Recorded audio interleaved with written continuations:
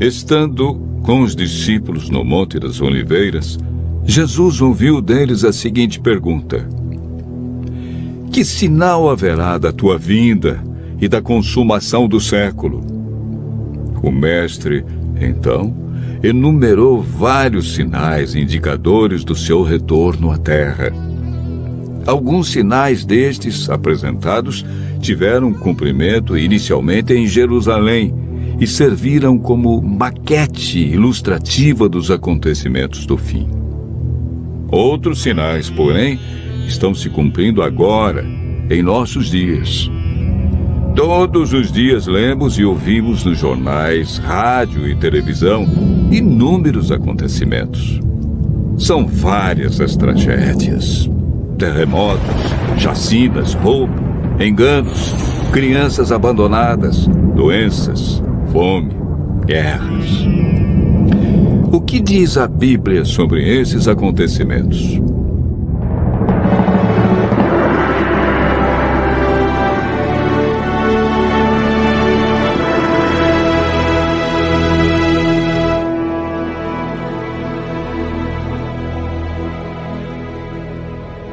Vamos analisar os sinais que antecedem a sua volta em 3 partes. Primeiro, os sinais no mundo social. Segundo, sinais no mundo natural. E por último, sinais no mundo religioso. Os sinais no mundo social estão descritos em Mateus 24, versos 6, 7 e 10.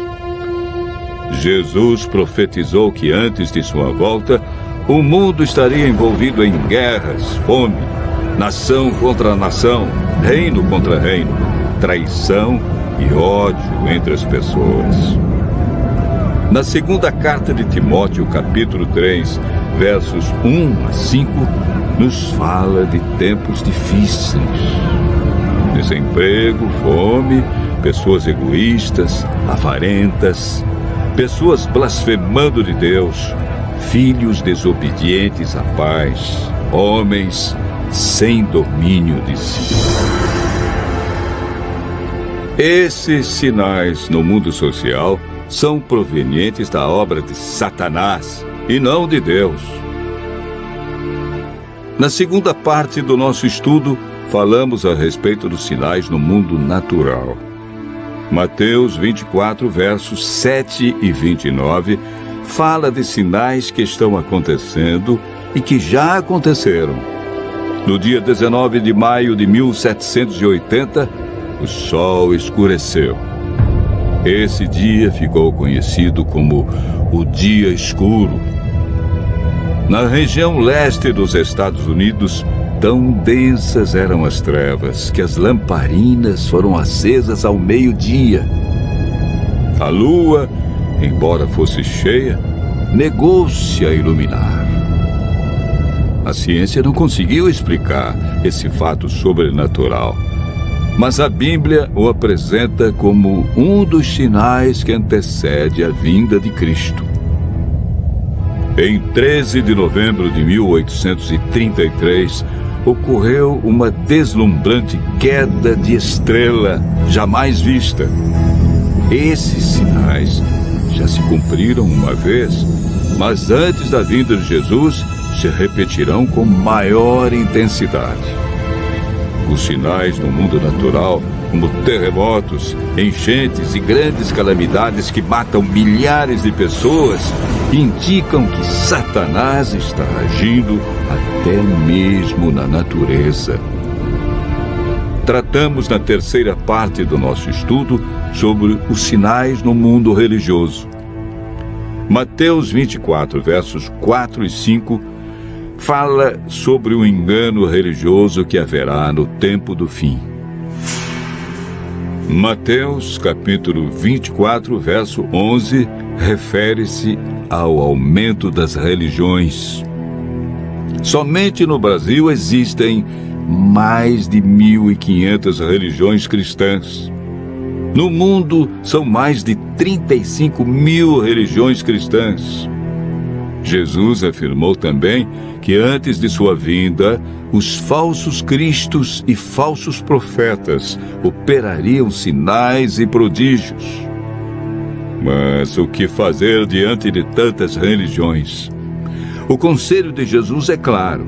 Ele diz: acautelai-vos para que ninguém vos engane, porque muitos virão em meu nome e enganarão a muitos.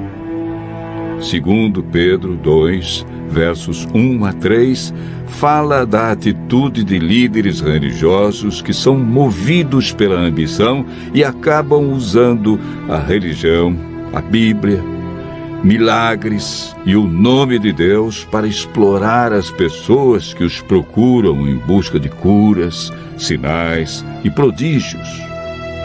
Outro sinal no mundo religioso é encontrado em Mateus 24, verso 14. Apresenta o sinal de Deus, que indica que o fim realmente chegou. Esse sinal é a pregação do Evangelho do Reino em todo o mundo. O apóstolo Paulo nos fala em Gálatas, capítulo 1, verso 6, de um outro evangelho que parece ser bíblico, mas não é.